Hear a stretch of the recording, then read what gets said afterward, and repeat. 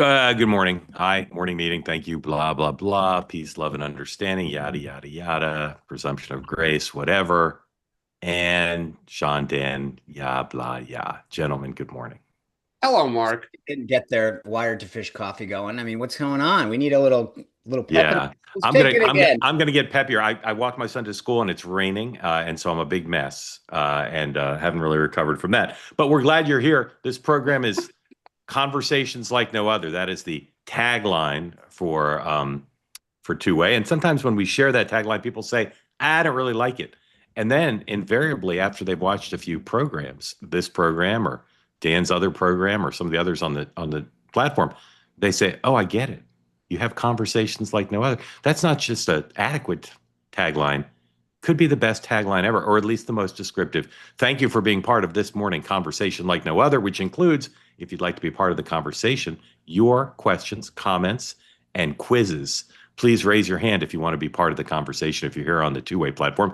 And if you're watching, for instance, on Elon Musk's X, formerly known as Twitter, or perhaps YouTube, the granddaddy of them all at this point for distribution of live video, please don't put smack in the chat and don't raise your hand and consider joining us on this platform. Yesterday, we had 3 new hand raisers and participants, including someone from the Philippines, of all places. I like to say that, of all places. We'd like you to participate today. If you've never raised your hand before, please do. Become part of the conversation. Okay, on to the schedule. The president today. Well, first, the president's traveling today, so we've got an in-town pool that covers him at the White House and takes him out to Andrews Air Force Base. And then what we call the out-of-town travel pool, which covers him on Air Force One and on the ground on the trip to North Carolina he's taking.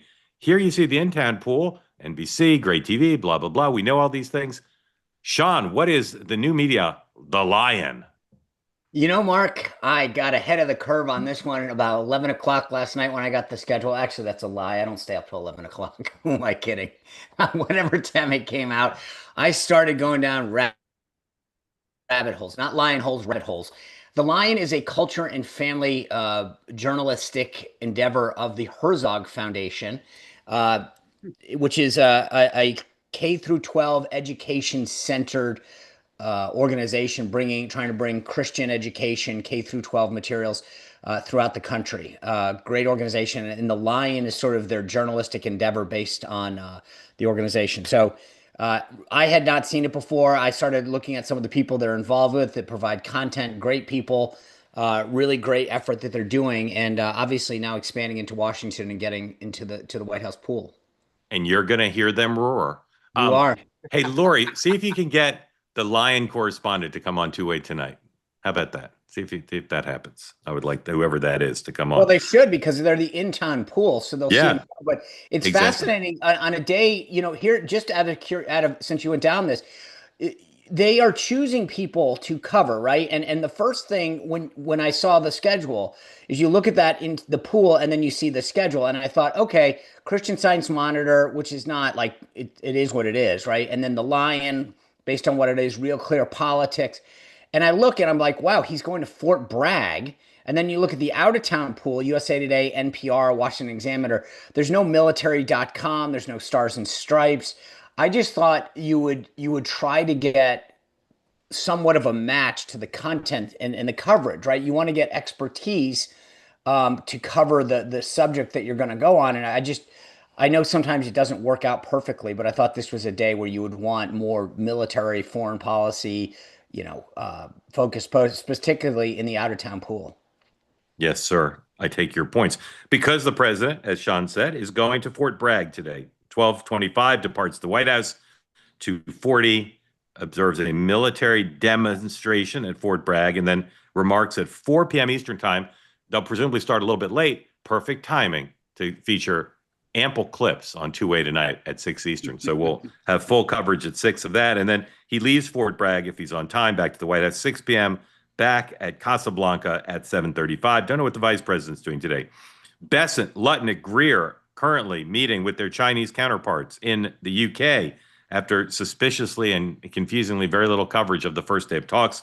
We'll discuss that in a moment. Pete Hegseth is accompanying the president to North Carolina, but right before that, he's testifying on the Hill before the House Appropriations Defense Subcommittee along with the chair of the Joint Chiefs. This is Hegseth's first congressional testimony since maybe the whole administration, right? Except for his Yeah, correct. confirmation hearings. What they're saying. So he'll be asked by the Democrats about all manner of things, including the signal gate and everything else. And then, as I said, he goes with the president. By the way, of course. I will tell you, Right. if there is ever a timing god, he blessed Pete today because of all days to go, these are what they call posture hearings. To go, you go hand in hand out saying, "Please give us the money that we need," and usually not real controversial. But today, of all days, with what's happening in California, you're going to see indignant Pete today. He's going to be ready. My guess is he's going to be able to talk about defending America and all the stuff that we talked about yesterday. But he got the perfect day for this hearing. He did, Yeah, because maybe. he'll just be beating his chest. Yeah. Well, we're gonna get to this. Yep. Yeah. Okay. Oh, all right. Whatever Dan's got in the right pocket, I want to see. House and Senate are both in session, and there's so much going on the Hill. I could spend the full hour telling you about various things, but let's do some highlights. Speaker Johnson and the rest of the leadership, weekly press conference at 10 a.m. Can bet they'll be asked about both reconciliation and Los Angeles area. 10:30, the head of the Congressional Black Caucus and Hispanic Caucus, and DCCC chair, I think. Yeah, Susan. Okay. Yeah, having a press conference to talk about Los Angeles. That'll be interesting. 10:30. 12:30, the House leadership has their weekly press conference. The Senate lunches are today at 12:45, separate House and Senate lunches. And Hakeem Jeffries, Mike Thompson, and Jim Clyburn hold a press conference to talk about background checks for guns at 2:15. All right.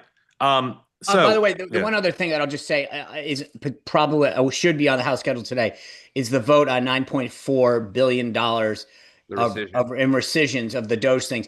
And I will just put this out right now. If you're a Republican and you don't vote for this, give back your R. Give back the R. If you can't vote for rescissions and lowering government when with $36 trillion debt, $2 trillion in deficit spending, then you don't deserve the R anymore. Just go to the other side. We'll give you away. I'll take more Tulsies and Bobbies. I don't need you. If you can't vote for this rescission package and against NPR and PBS, bye-bye. Do you think there might be do more R's vote against or D's for it? Or do you think R's against? Wait, so let's just go down this real quick. I think you got at least I think a few D's will vote for it. Okay, how many over under on 5? Who will vote for it? Who will vote for it? Jared Golden? Yeah. I think Maine 2. That's Maine 2. Yeah. I think there By the way, how do you get Jared Golden to vote for it, and then you get these Pennsylvania and New Yorkers that vote against it on the Republican side? If a Democrat can vote for it and you're a Republican, I'm sorry. I think it's going to be a party line vote almost entirely, and maybe entirely. All right. Overnight, some rioting, some violence in LA, but a relatively quiet night as there continued to be an influx of both reserves, National Guard, and active duty. And the war of words continues between the president and the governor of California, whose name, by the way, is Newsom. One thing that's happening is a question about coordination. Local law enforcement is claiming that they are not being coordinated with. Here's 103A. This is a statement from late yesterday from the LAPD. And they said similar things on camera. We've has not received any formal notification of that Marines will be arriving in Los Angeles. LAPD has decades of experience in managing large-scale public demonstrations. We remain confident in our ability to do so professionally and effectively. We are urging open and continuous lines of communication between all agencies to prevent confusion, avoid escalation, and ensure coordinated, lawful, and orderly response during this critical time. Now, Dan, in an ordinary situation where the governor had requested the troops, there would be coordination. This is an unusual situation, but is it really possible, to your mind? Or I should never ask a yes/no question unless I intend to. How possible is it in your mind that President Trump and his team are not coordinating with local law enforcement as they have this surge of forces into the area? I think it's very possible, and I think this is a problem. And this is where I was going to go with Hegseth here, which is when the LAPD was saying on Sunday that this is getting hard to control, then I think the public says, okay, bring in, if Donald Trump, if taking over the state guard, sending them in, like, okay, he's restoring law and order. But if there isn't a lot of activity like we had last night, and the LAPD, not the governor, not a politician like Karen Bass that has scar tissue, but the chief of police says, we believe we have this under control.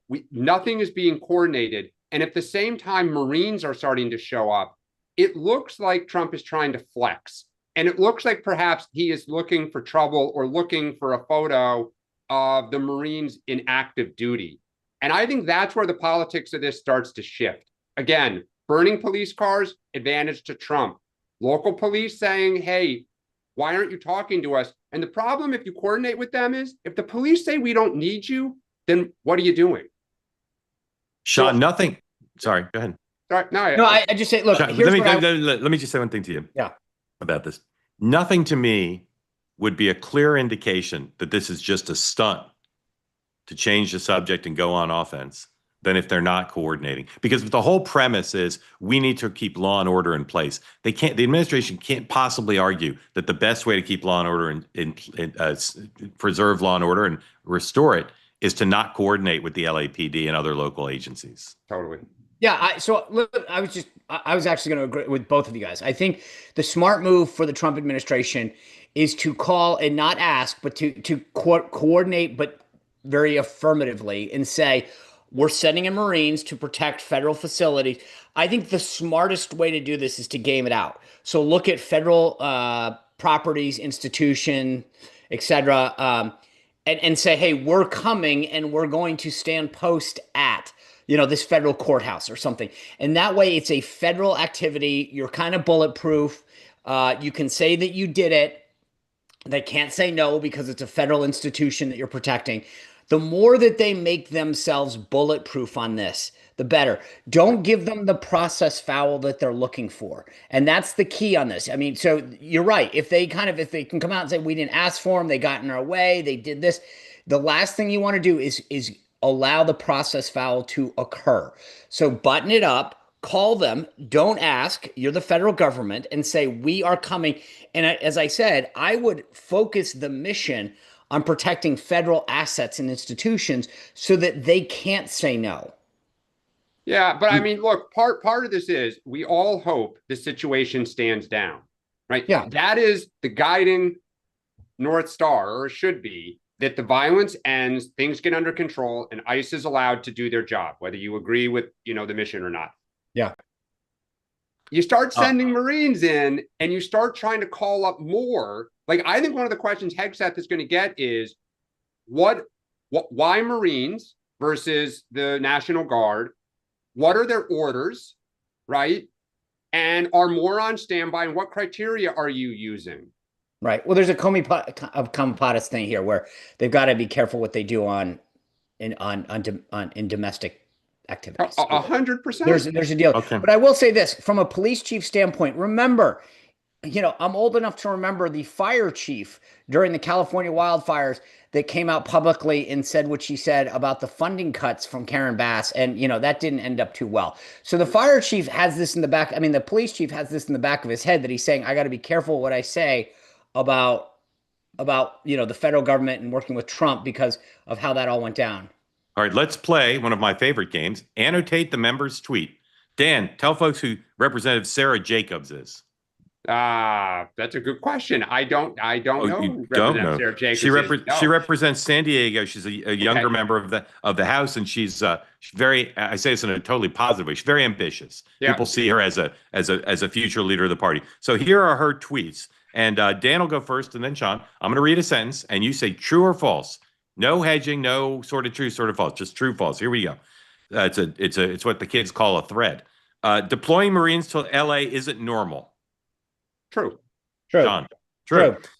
Next sentence. It's a gross abuse of power, similar to what we see from dictators around the world, setting the stage for martial law or full-on authoritarianism. Ding. Dan. True. Dan. False. False. Okay.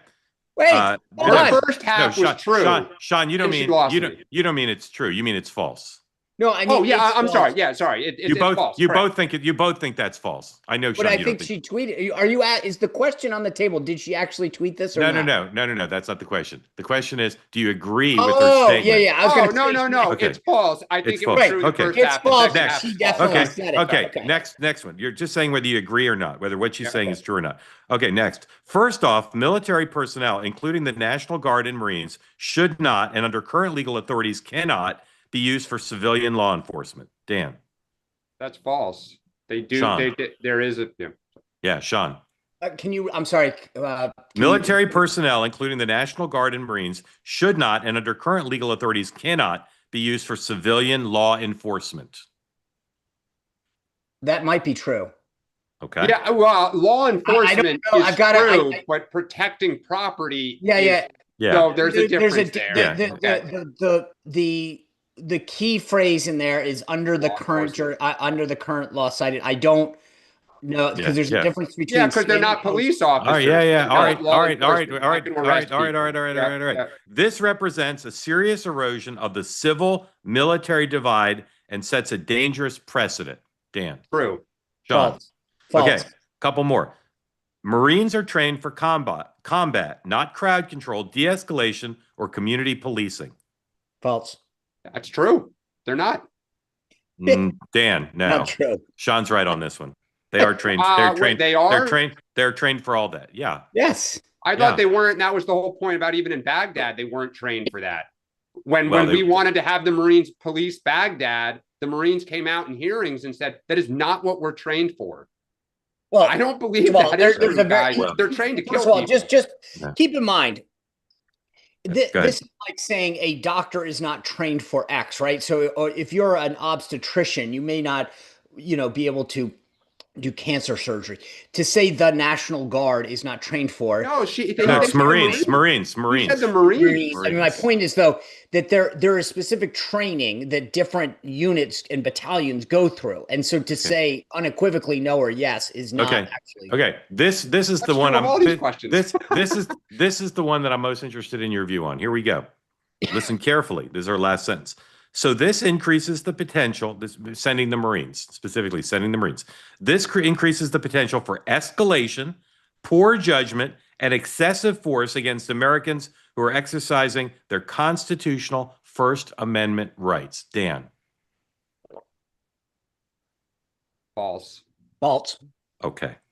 Next topic is... it's close, though. Your First Amendment right does not include destroying federal property. I agree about that. Russia hit Ukraine and made two major cities, Odessa and Kyiv, overnight. Keep talking about LA. President Trump and Marco Rubio said a clock ticking not that long ago, said 2 weeks for this to work out.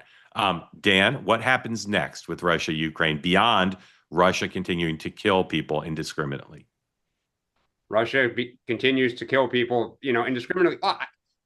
I don't know how many more times Trump can keep saying, I'm going to give it a week, I'm going to give it 2, and they just blow past the stop sign. Like, I keep saying this. I think it is becoming a little embarrassing for Trump. Sean, just tell us something that happens next. Trump puts sanctions in. Okay, that's news you can use, folks.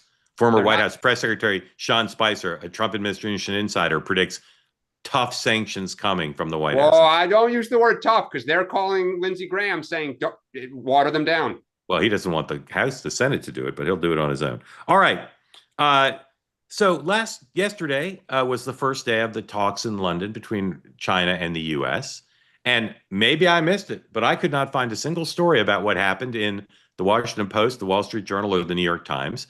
Reuters, CNBC, and Bloomberg covered it, but they basically just said today's the second day of talks. There seemed to be no readout, unusually, from the first day of talks. Here, just a little bit a while ago, leading into the second day of talks, Commerce Secretary Howard Lutnick.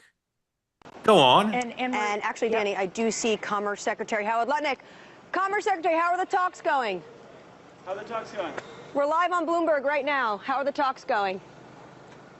We've been all day yesterday, and I expect to do all day today. So they're going well, and we spend a lots of time together. Thank you, Mr. Secretary. Thank you, Mr. Secretary. Danny, I'm not sure if you heard there. Commerce Secretary Howard Lutnick, as he enters Lancaster House for day 2, said they talked all day yesterday, which is true. We were here till about 8:30 p.m. local time, and he said they're planning on talking all day today. He said the talks are going well. My hat's off to the Treasury Secretary. My hat's Scott off to Bessent. Anne Marie Horton for pretending like that meant anything. Yeah, they met yesterday. They're meeting today. It's going well. Sean, why are they being so quiet? Because they're not getting anything. Oh, I think just the opposite. Yeah, I was going to say, or the opposite. Yeah. I don't know. I mean, that to me was not excited Howard Lutnick. That was not enthusiastic Howard Lutnick. That's because I believe what's happening is he was added to this team somewhat belatedly. This was a Bessent Greer show, and they added him. And I believe that they all agreed with the Chinese they weren't going to talk about that, so nothing is decided till everything is decided. And I think Howard was not supposed to stop and talk, but well, you could tell that he couldn't help it. He couldn't help himself. But I don't think he was not his normal exuberant self because things are going badly. I think based on what I know, it was because they're moving along here, but the agreement is not to say anything substantive until the talks are done. Mark, there was one story, I think it was in Bloomberg, that the Chinese really want us to release some technology supplies and aerospace supplies, like things that they need that are critical to their manufacturing development. And that Trump has greenlighted that. Yes. And that the same story said that the Chinese continue to refuse to greenlight the release of rare earth minerals. Which to me, that's the thing that I do wonder as much, because I agree with you. It could be they're silent because there's good news and they just want to keep the momentum going. The other side of it is the Chinese aren't budging. Yes. Yeah. See, this is where I think the sticking point is going to be. I mean, what Dan brought up, these critical minerals are key to autos, to technology, and they know, the Chinese know, we have them, you don't. And therefore we hold the cards. This isn't about tariff rates going up and down. Yeah. This is literally like we have all the food and you need to eat. Yeah. And therefore I don't know. The one thing I will say is I do, having gone through some of these before with the Chinese, it's true. Nothing's complete until everything's complete.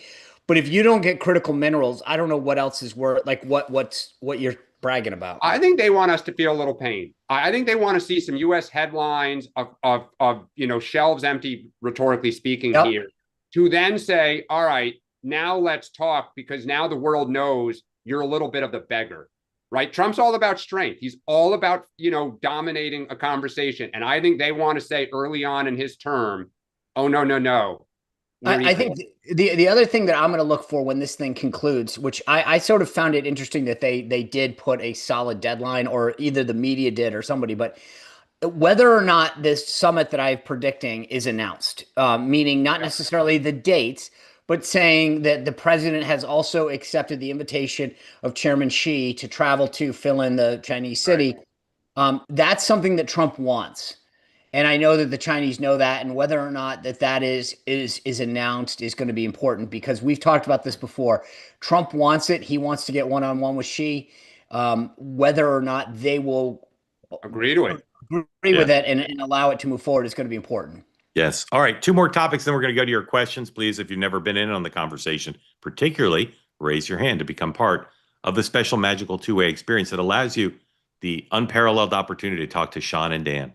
Who would have thought, as you were growing up on a small farm in Wisconsin, that someday in June of 2025, you'd be able to just get on the two-way platform, raise your hand, and the next thing you know, you're talking to 2 of America's premier political analysts. Only in America, ladies and gentlemen, and only on two-way. Conversations like no other. I'm practicing. All right. So we all know that Scott Bessent sets the X date, the day at which Treasury would have to use extraordinary measures to ward off the breaching of the debt ceiling. And in fact, the X date is really when the extraordinary measures have expired and there's no other opportunity but to default or raise the debt ceiling. Yesterday, the CBO announced their view of when the X date is, and they say it's in late summer, not July, not early August, but late summer. I confess, although I am a veteran Washington hand, having not lived in Washington since 1994, I'm a veteran Washington hand, and I don't remember the CBO having its own X date, meaning Bupkis. Sean, why is the CBO announcing an X date? Do they always do this? No, I mean, to be honest with you, am I just forgetting? Do they always do this? No, I was the budget committee spokesman for 3 Yeah. years. I know a little bit. I mean, yeah, but like, first of all, what businesses of this is theirs? Let me we could announce the X date and have authority. I say it's September 5th. August September 17th. 5th. September 5th. It's all made up. Yeah, we should go later. It's all made up. I mean, seriously, look, the CBO and some of it, their hands are tied on what their constraints are that they're allowed to do and not do. But I will say that who cares what they think? It doesn't matter. They don't know. I mean, that's like saying, what's in my bank account. Yeah. The CBO doesn't have access to the information the Treasury Secretary does. So it's stupid. It's stupid. All right, Dan, do you agree with me, Sean? This is a waste of our time. Somebody probably asked for it. And they first off, they may have called over to Treasury and asked for certain information. Treasury may have given it. I'll be very curious if Treasury overrides them or clarifies today, or if they let this sit out there. They're letting it sit out there because Scott Bessent's going to make up the X date depending on when they need a forcing mechanism, mechanism to pass the reconciliation. By the way, but he's going to make it up. That's the key. The 10% tariff floor, that's in now.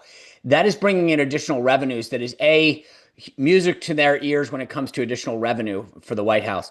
And two, this is continuing to kick that X date further out. So this is they got a quick little sugar high that's helping them out big time. Yes. All right. So right now, a little bit earlier than usual, you can listen to or watch the new episode of Next Up. Dan and Batya are my guests. We talk about 2028 and politics, and I talk about why the Democrats seem to constantly, for a decade now, be discombobulated when Donald Trump talks about immigration. I also talk about the DNC. And I go back to Ron Brown, DNC chair, who in 1991 convened an unprecedented meeting at Pamela Harriman's estate in Virginia with all the leading potential Democratic presidential candidates, all the party's biggest donors. And he basically said to them in private, Paul Tully, who is one of the greatest strategists in the history of the Democratic Party, we're going to raise a ton of money. We're going to build the infrastructure. And whichever one of you is the nominee is going to inherit a capacity to compete against the Bush White House. Because if we don't do this project, you'll never be able to do it, because you're going to all be fighting to win the nomination. You're going to be the nominee in February or March or April. You'll never have time to gear up. It was a brilliant move by one of the best chairmen either party's ever had, one of the best strategists they've ever had. And it allowed Bill Clinton, who didn't win the nomination until the spring because he faced a lot of barriers and speed bumps, to inherit this extraordinary operation at the DNC. Now, fast forward to today. The current DNC chairman, instead of building an unprecedented operation, is fighting with David Hogg and getting on a Zoom that's leaked, the audio for which the audio is leaked, saying, "You're making me a failure, David Hogg. I can't be good chairman because I have to babysit your attempt to primary our incumbents." Thank you. So one big issue to follow from here through the winter of 2028 is, will the DNC or any other entity, some Soros funded or whatever it is, build infrastructure? Because the Republicans are super quiet about their infrastructure advantage, because Charlie Kirk and forces with Musk and others, they built get out the vote operations, voter registration operations in the battleground states. This doesn't exist on the Democratic side. I don't know how big the gap is, because the Republicans are smartly, for the first time ever, being quiet. The winning side with technological superiority didn't do a bunch of interviews after the election saying, look how smart we were. Look at all the stuff we can do. So this is my long-winded introduction to promote the current episode of Next Up. Watch it on YouTube or listen to it as a podcast, and tell you, well, the DNC is not doing nothing. The DNC is building a massive operation to do this. 104, please.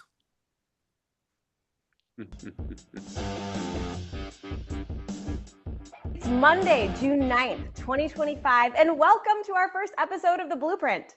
I'm Hannah Moldavan, Deputy Communications Director for the Democrats, and your host today. You might be asking, what is The Blueprint? Donald Trump is counting on us to get distracted, but we're not falling for it. Every morning, we'll cut through the noise and give you the real story. What's happening today that actually matters, why it's a big deal, and how you can fight back and help Democrats win. Whether you're in the trenches of Democratic politics or just want the truth, this is your go-to spot. So let's get to work. I do wonder what Ron Brown would say about this. But before Dan and Sean weigh in on how valuable this new YouTube-based DNC program is, let's go back to the host for another bit of episode 1, season 1, episode 1 of the Blueprint. 105, please. And Trump and the GOP are hoping Americans won't notice the impact of their deeply unpopular policies, but we know better. Whether it's a chat in the office or a conversation over coffee, take a few minutes, talk to a friend or neighbor about how the Republican budget bill would affect people in your community. The truth travels faster by word of mouth. Here are your top points. 1, this bill will threaten access to healthcare. From Medicaid to now Medicare and the ACA, deep cuts to all of these programs will kick millions off their insurance and force them to pay exorbitant out-of-pocket premiums. 2, this bill will jeopardize SNAP, ripping away millions of families' ability to put food on the table. And this bill would make Trump's tax scam permanent, permanently rigging the system so the ultra-rich can cheat on their taxes while working families pay more. Thank you so much for joining us today for our very first episode of The Blueprint. Please join us weekdays, every day during the week, at 10 a.m. Eastern, right here on YouTube. Until next time. All right. Ever since I saw that, I wondered what would Ron Brown and Paul Tully say about that. But Dan, they're not here. Both of them sadly have passed. So I'm asking you, in the contribution to allocation of DNC resources and contribution to winning in the midterms and the presidential, where would you rate that effort? First off, we need to thank Tim, our former colleague, who did it starting at 10 a.m. after the morning. Oh, you stole my talking so point. You can watch both here. Look, Mark, I actually think that's actually a good thing. I do. I'm not saying it's bad. I'm asking your opinion. Yeah, because, well, okay. I thought you were insinuating that it was a joke. No.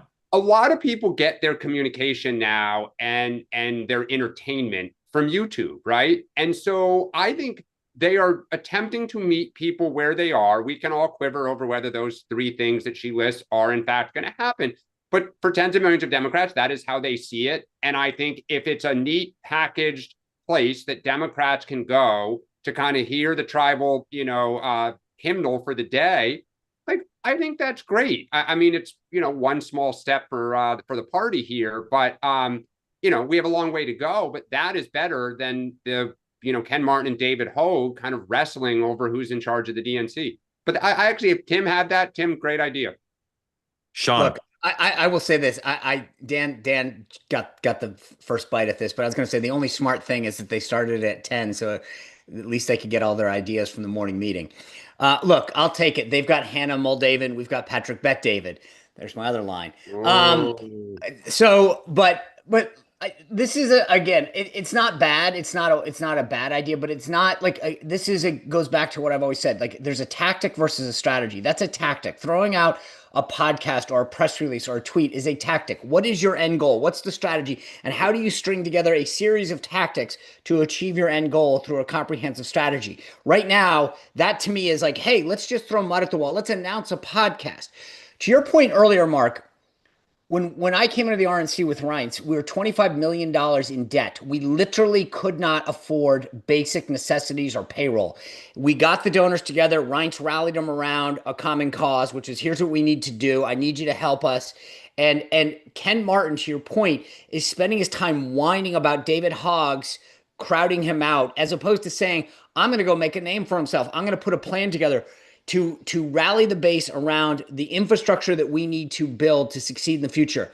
We've been there before. We were there as a party. We literally could not keep the lights on, and we got everybody to rally around the cause and the goal as to what our real mission was, which was to provide the infrastructure, not the message, the infrastructure for our next nominee to embrace. And we did it. This can be done. People said, if you go back and look at the stories from 2012, Republicans could never compete technologically with Democrats. We were way behind in the data space. We would never catch up. And we did. And we surpassed them. And now the same stories. The problem is this. My favorite quote in life comes from General Charles Krulak, who said, in the absence of leadership, take charge. And what Ken Martin needs to do is take a page out of that and say, you know what? I'm going to lead instead of whine. And it's pretty clear he's not up to the job already. Look, I agree with you, Sean, but the one place I'll disagree with you in terms of earlier on is I do think that if like one of the things I saw was a call to action, reach out to your neighbors, call your senator. That is good, right? That is trying to harness energy, give you a place to go to kind of get your instructions for the day or whatever. If they then start bringing on candidates, right? A new candidate, I'm going to make this up, in Ohio 7, right? You have to now have content. You have to kind of make news. Is there a reason for me to tune in because something interesting is being said? And when we get an opportunity, a call to action, right? If Gavin Newsom were to come on now, I bet a lot of Democrats would potentially, tune in. So it has potential to help harness the energy. If you're texting through the DNC, we're going to capture all your information. We're going to find out now, because YouTube gives you all the analytics, who's coming on where, what messages test well, what issues test well. So it is not a bad idea. No. But to your point, there is no leadership in the party. But again, Dan, I'm 100% with you. It's not, it's a good idea, but it's not, it doesn't solve the problem.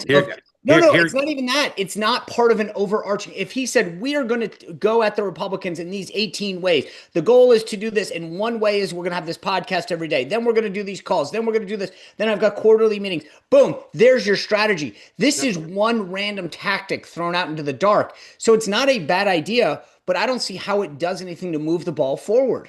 Yeah, I agree with Sean. I would say, and again, I talk about this at length on Next Up. I won't repeat the whole thing here. There's 4 asymmetrical advantages that the Republicans have that I believe contributed as much as anything to Donald Trump narrowly winning the 6 battleground states: voter registration using technology and human-to-human contact, get out the vote using technology and human contact, technology in general, voter file, just the use of big data.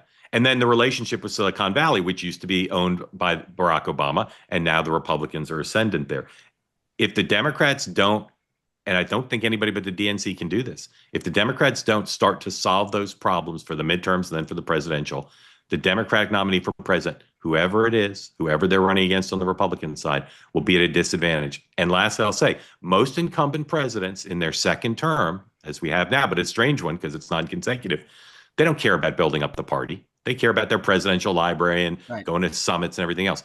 This Trump-Vance operation with James Blair and others, they are, and the outside groups with whom they can legally now coordinate, they are determined to consolidate the technological advantages they had and the voter registration advantages they had 4 years ago. I've never seen anything like it. And I will say this, and the Democrats have to figure out how to confront that. But I actually, Mark, sorry. Dan, go ahead. I'll let you go first. I disagree a little bit that we are woefully behind in terms of registration, GOTV, and technology.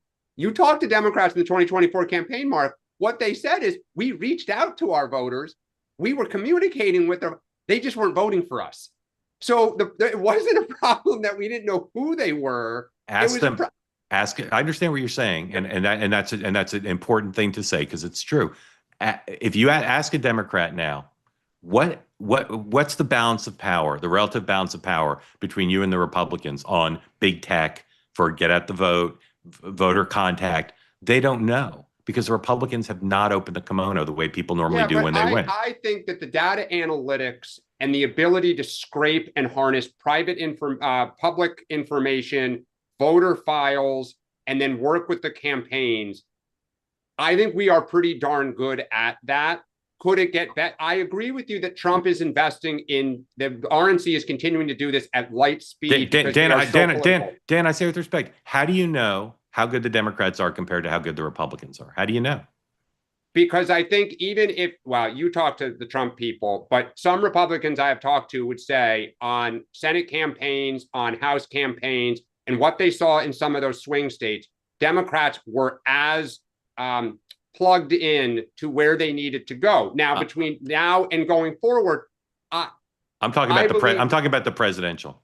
Yeah, but Mark, it was all one coordinated campaign, right? No.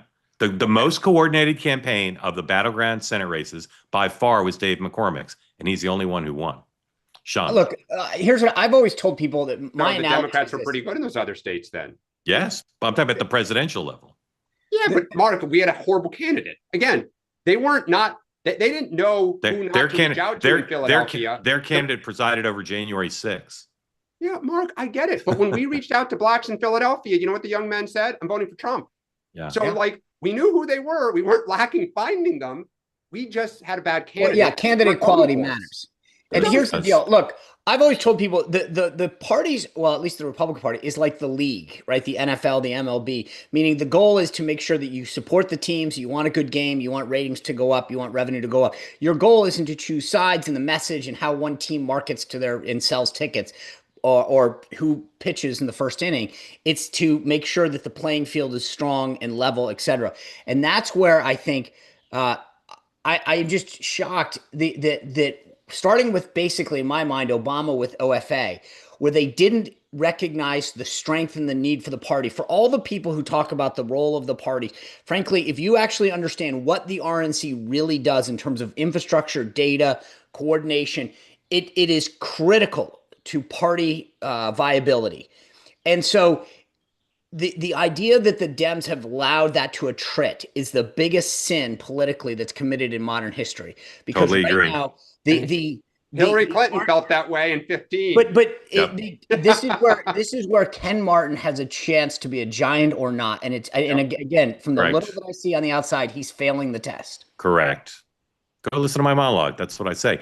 Rebecca, welcome in. Thank you for joining. Is this your first time on the morning meeting?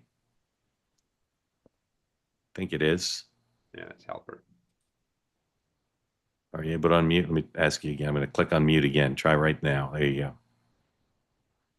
Oh, no, just hit the mute. Undo. All right, Rebecca, one more time. Here we go. I'm with you, Rebecca. I'm sending vibes. We know you can do it. Character energy. We know can you come can back do to it. All right. Rebecca's going to keep working on that. And when she gets it, the floor will be hers. But while we wait, let's bring in microphone. Let's bring in Perry. Perry, welcome in. Thank you for joining. Unmute. There you go. Setting a good example for Rebecca. Perry, It's on the bottom left, Rebecca. Tell folks who don't know Bottom where you are, what's on your mind, and thank you for being part of Two Way. I'm in Miami. Always a big fan of the show, so thanks, guys, for what you do. Thank you. This is actually a good conversation for exactly what I wanted to talk about. I think, to Dan's point, these are all tactics, and the thing that's absent in all this is a vision. And Dan, I know you talk about this a lot. There's no vision, and I think one of the things that Trump doesn't get credit for is that he has a strong vision. And he's also a very charismatic guy. So he's got vision balanced with character that creates a following. So I'm a startup founder and CEO. And I think when you start a company, one of the things that you learn is the vision is the most important thing. It's the thing that carries the employees. And a good metric for evaluating whether or not a founder or CEO is successful at communicating all that is if you ask the employees, what are the three most important things that this company is doing? And in bad companies, you'll get a million different answers and no one really knows. But I think if you go to the MAGA base, whether or not you respect it or not, it's very clear what Trump's doing, what his top three priorities are, whether it's borders, peace through strength, fixing trade, pro-American worker deregulation. He's inherited Maha as well, which he embraced. And a lot of the things that he's done, he's also just stolen from the Democrats. And he's been able to get away with that because of his cult-like personality following. And so one of the things with the Democrats that I look at, and this will lead to my two questions, is one, at some point, shouldn't you just concede some of these things so they're not issues for Trump anymore? Right? So he's basically turned the Democratic Party upside down, and they've just become an anti-Trump party versus standing for anything. And I was a former Democrat as well. And I just find that crazy because everything I'm watching is just even more and more cringe.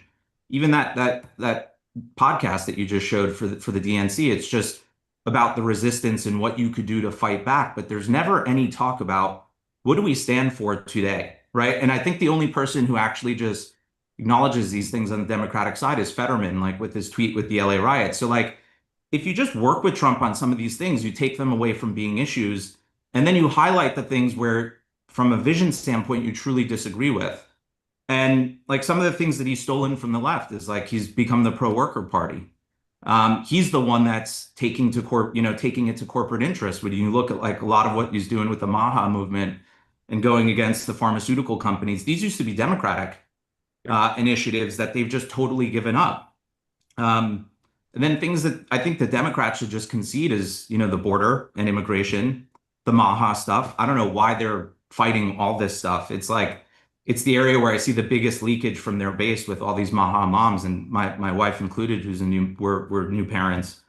So this leads me to two questions. One, Dan, I've noticed watching you over the last year, I think you're more and more not a Democrat anymore. Because actually, I don't know what a Democrat is, and I don't know why you're one. And I'd love to articulate what you think the Democratic vision is and why you're still a Democrat. And then my question for Sean and Mark would be, like I think Trump's declared this vision and the MAGA movement is here to stay, but like he could just do things that others can't. And I wonder if Vance could replicate some of these things. Just like, for example, when he was in the Middle East and he was just making all these decisions on the fly, like, getting rid of all the, normalizing relations with the Syrian government. And that's going to probably pissed off a lot of people in the US government, but he doesn't care. Is Vance going to be able to do these things on the fly, or is he going to be beholden to more of, some of the Republican, constituencies and power centers that Trump just totally dominates? Yep. Perry, thank you. Dan first, then Sean. Yeah. So, Perry, I agree with you that the party right now has not had a vision really for the last 10 years. Biden had a little bit about how to get out of COVID because it was just an emergency here and now. But one of the things that Mark talks about this all the time that winning candidates do is they say kind of, here is where my party either gets it wrong or is not taking advantage of an opportunity that's on the horizon. So to your point, Trump, when he came down the escalator, had those four things about immigration, cracking down on it when his party was pushing pretty hard, at least the leadership was, for some sort of deal to allow Dreamers and others to be in. He said free trade, we needed to renegotiate. He said we need to get out of the forever wars, right? And everyone knew what he wanted. And fast forward to 2024, bring down inflation, seal the border, right? He was very clear about where he wanted to go. And our party has not. It has largely been Trump is terrible, Trump is awful, he's a threat, we don't have a vision. I am hoping that those who are thinking seriously about running for president need to have a narrative, both personally, what is it that's compelling about my background, and professionally, what is it that I want to do? What have I done to date in either my background or in my governing as a governor or a senator that shows that I am serious about this and I am looking to solve these 3 or 4 problems, right? Don't know what they are right now, but they're going to work on that. I think JD Vance will have to do a little bit of the same thing because he's JD Vance. He's not Donald Trump, right? So you have to be who you are. You have to be authentic. He's going to bring strengths that Trump doesn't have. He's a little more, people are more receptive to him, right? He doesn't have all the baggage of Trump and some disadvantages, right? He's not the brawler and the kind of unapologetic person that Trump is on some level. So I don't think we should concede immigration. I don't think we should concede Maha. My answer would be we should split them off from Donald Trump. Make Trump look extreme on immigration. Try to claim a center ground where, okay, we need to shut the border off. We need to deal with the bad hombres. But are we going to really deport 20 million people? I mean, that's impossible for starters, right? You just can't get them out. We don't have the money. So what do? What is a reasonable way to have safety, but also have kind of that economic security? And that guy's unhinged and wants to send everybody out at whatever cost. On Maha, oh my God, could you split them off from the base of the Republican Party? I mean, there are I'm not so sure about differences with the base. Look, Trump is keeping the lid on it because the base doesn't want to challenge him. So as long as Trump is in charge of Maha, there's like everyone plays kosher. But if you were asking me if I was still advising candidates, I would put a lot of time as to how do we cleave them off. All right. And then I would have a whole rest of an agenda. Sean. Yeah, so 2 things. One, I think Donald Trump's right when he says that, his agenda is pretty much common sense. The idea, I wrote a column last week in my SeanSpicer.com Substack where I just basically made the point when I got into politics in 94, it was we're for lower government, less taxes. The Dems were for more government, more taxes, etc. I mean, it was a pretty ideological thing. The idea, I mean, you think about Obama, Clinton, Pelosi, they used to chide George Bush over immigration numbers, how many people were coming in the country. And suddenly it's become we're siding with people coming in the country illegally and people breaking the law. That to me is just, I cannot believe we're here. So to me, the Democratic Party would do itself huge favors to listen to Dan and people who bring a dose of common sense. Sort of supporting people who break the law to me does not seem like a winning strategy. That's number one. Number two, as far as Vance goes, look, I think that JD has kind of carved his own path. He's clearly you've seen even some of the leaked things that he has said before. He knows exactly what he believes, what he's willing to fight for. And he's got a great story, and not so much it's just the narrative of the story, but the things that he talks about are founded in his beliefs about his upbringing, what it takes to overcome adversity and some struggle. So I feel very confident in his ability to go forward. But like Donald Trump, it's not the traditional orthodoxy of the Republican Party. Right. And I think one of the things that Trump showed, even on an issue like trade, and I say this as a recovering trade believer, is we were told free trade meant the following: soft power allows us to do this, as opposed to why shouldn't we argue for fairness? And there's an element of which Donald Trump brought a degree of common sense to a lot of our policies that said you don't need to just buy into it because you were told that that's what the platform says. There's an element of common sense that we should inject into these dialogues. And I think forever that has changed where we are as a party. And I think JD is clearly the leading people to take that on. I still didn't hear Dan say why he's a Democrat. What makes him still a Democrat today? Well, we don't have enough time here for me to go into everything. I'll just say, look, I am still a Democrat. I believe very much in the Democratic Party. There are things that I find that Donald Trump stands for and advocates that I find horrific. I believe in our party. It's going through a rough time right now, but I'm not going to just leave the party because, certain voices are carrying more weight than they have historically. I'll say quickly, Vance's chance of being the nominee and winning a general election depend first and foremost on the track record of the administration in which he serves. That'll determine it more than anything else. Anyone who's trying to lead the Republican Party post-Trump, no one could tell you what that's going to be like. You can't say how big a role Trump's going to continue to play. You can't say whether the makeup of a winning coalition will be carbon copy of what it was for Trump or something else. There's just no way to know. What we do know is that Vance is, I believe, likely to be endorsed by Trump, and I believe he is likely to, on the inside game, maintain the whole Trump coalition. And the question will be, can he maintain it on the outside or not? Thank you, Perry. Appreciate it. Rebecca, welcome in. Thank you for joining and unmuting. Tell folks who don't know where you are and what's on your mind. And thank you for being part of two-way. That was so embarrassing. I feel such compassion for my parents when I'm listen, trying to I can help barely them turn with my computer technology. on. All good. I'm from Annapolis, Maryland. All right. Beautiful place. Do you sail? My kids sail. Good. I do not sail. All right. How old are your kids? I have one who's 22, one who is 18, and one who is 15. Wow. Amazing. Congratulations. Thanks. So I wanted to come on because I had kind of a busy family weekend this weekend and didn't really pay much attention to the news.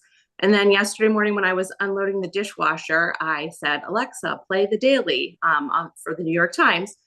And they started talking about what was going on in LA. And I was just astounded because it sounded like they were describing, like a rally where everything was going perfectly great until Donald Trump got involved. And I was just like blown away the way that it was being covered. So then when I turned on the two-way and I saw how outraged Mark was yesterday, it made me feel a little bit better that I wasn't crazy. But I'm just wondering how much of this do y'all think is our failure as a country to really talk about law enforcement failures in the past? Like I know at January 6th, nobody wanted to say anything critical of the Capitol Police. I don't want to say anything critical of the Capitol Police, but had the Guard been involved, there are people who might be alive today who aren't alive. And same thing with all of the destruction after the George Floyd riots. We just didn't have that conversation because it was awkward and people didn't want to talk about race. And I just wonder if this is just like a huge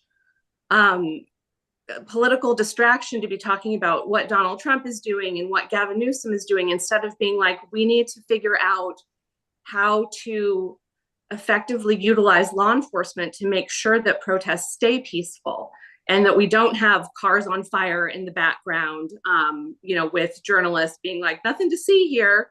And politicians just like beefing with each other rather than dealing with what's really important, like culturally, that we be able to have peaceful First Amendment protests without it descending into violence. Rebecca, you're absolutely right. And the only thing I'll say is this is not a case of a sign of the times. It has always been like this, just the superficial, the personality driven, the conflict of recognizable. There's Pete Hegseth on the Hill. All of that is unfortunately the way things go.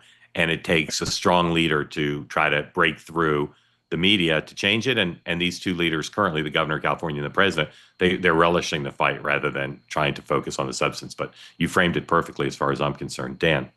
Yeah, I think one, it is so hard to find information about what's happening. I wrote on Substack yesterday that I spent most of Sunday trying to figure out like what on earth is really happening. How did this get started? Was Trump out of control? And at least in the conclusion I came to was like, no, I kind of get why Trump is doing this. Two, I think that he is, from all accounts, he is angry in 2020 that he did not control the social justice unrest better. And that he kind of took it as a lesson of, I am not going to allow things to get out of control this time in a lot of these cities, the way it did in Portland and Minneapolis and kind of like all over the country. And to your point, like, and I would agree, that is a good thing to keep things under control and peaceful. I think, look, I do have to say, like for January 6th, will always be immense frustration that Donald Trump did not do more to quell that, right? And so history is very clear. I won't go into it, but fast forward to the present day, you need to keep the public safe and you need to keep things under control. And if people start damaging property or personnel, you have to deal with it. In my opinion. I'm not looking to relitigate January 6th, but I think that there is to talk about the roles. Nancy Pelosi had a role as Speaker of the House and person who oversaw the Capitol Police. Kash Patel's been very clear about Donald Trump attempting to get the guard and thing involved. And again, I'll just say, I've never said it on here. That's utter bullshit. I mean, I'm just going to say that nothing pisses me off more than that counter argument. That is okay. Well, and frankly, it bothers me as a consumer of news that I don't know. Right. Yeah, exactly. I mean, so much mud's been tossed on that, and I had trouble watching the coverage of it. But somebody didn't do what should have been done, and people died as a result of the fact that the Capitol was not controlled that day.